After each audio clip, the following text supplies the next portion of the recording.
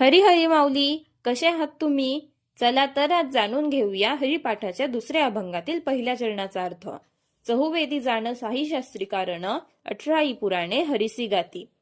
या चरणाचा असा अर्थ होतो की सर्व साहित्यात एका हरीचेच वर्णन आढळून येतं. इतकं या श्रीहरीचं आणि श्रीहरिनामाचं महत्व आहे.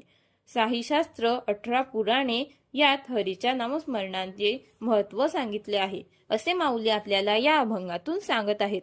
चला तर मंडळी, वळूया पुढच्या चरणाकडे, म्हणजेच या अभंगातील दुसरे चरण. मंथुनी नवनीता तैसे घे अनंता, वाया व्यर्थे कथा सांडी मार्गो. श्री ज्ञानेश्वर माऊली सांगत आहेत की ज्याप्रमाणे ताकाचं मंथन करून त्यातून नवनीत म्हणजेच लोणी काढलं जातं, त्याचप्रमाणे या अनंताचं असीम ब्रह्मतत्वाचं मंथन करून या श्रीहरीचं नवनीत हाती लागलं आहे. त्यामुळे श्रीहरी प्राप्तीचे इतर कुठलेही मार्ग टाकून देऊन उगा व्यर्थ प्रयत्न न करता, म्हणजेच इतरांनी सांगितलेल्या कथा किंवा मार्ग न ऐकता या मार्गानेच ध्येय प्राप्त करत राहावं, हरीचे नामस्मरण करत राहावे. तर मित्रांनो, आय होप की तुम्हाला या अभंगाचा अर्थ समजला असेल आणि तुम्हाला पूर्ण हरिपाठाचा अर्थ समजून घ्यायला आवडेल का? कमेंट सेक्शन मध्ये नक्की सांगा. चला तर मंडळी, भेटूया पुढच्या व्हिडिओमध्ये नवीन अभंगासोबत.